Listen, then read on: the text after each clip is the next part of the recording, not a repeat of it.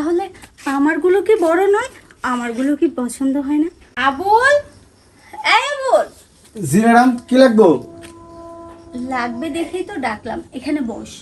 Madam আমি এনে বসে কি করবো? কি লাগবো কোন নিয়ে আসি? আহা বস না, আমি বলছি তো, ভয় নেই, বস। হ্যাঁ ম্যাডাম কোন? বললাম এই যে এখান থেকে দেখ তো কোনটা পছন্দ হয়। ম্যাডাম পছন্দ দিয়ে কি হইব? আমি বলছি কোনটা পছন্দ হয়, যেটা পছন্দ হয় আমাকে শুধু বল। কি হলো? মনে করেন ম্যাডাম এটা আমার পছন্দ হয়েছে। এই মিথ্যে কথা বললি কেন?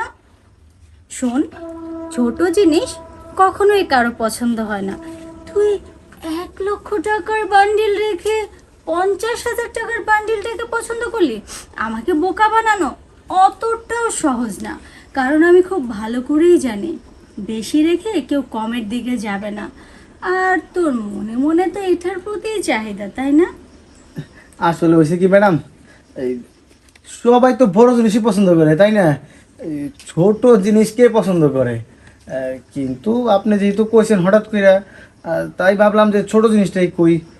আর এই টাকাতে কি হবো ম্যাডাম? আচ্ছা, বড় জিনিস সবাই পছন্দ করে, তাহলে আমারগুলো কি বড় নয়? আমারগুলো কি পছন্দ হয় না?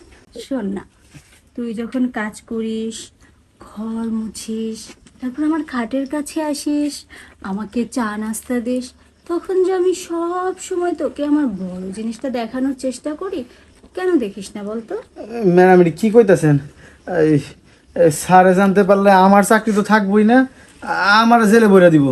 স্যার জানতে পারলে চাকরি থাকবে না, আর এদিকে আমি খুশি না হলেও যে চাকরি থাকবে না সেটা একবারও ভেবে দেখেছিস? ম্যাডাম আমার চাকরি দেখায়েন না, আমার অনেক বিপদ। আহা, আমি চাকরি কেন খাবো?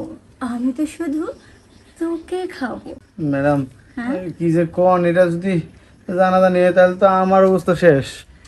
কিচ্ছু শেষ হবে না, শুরু হবে।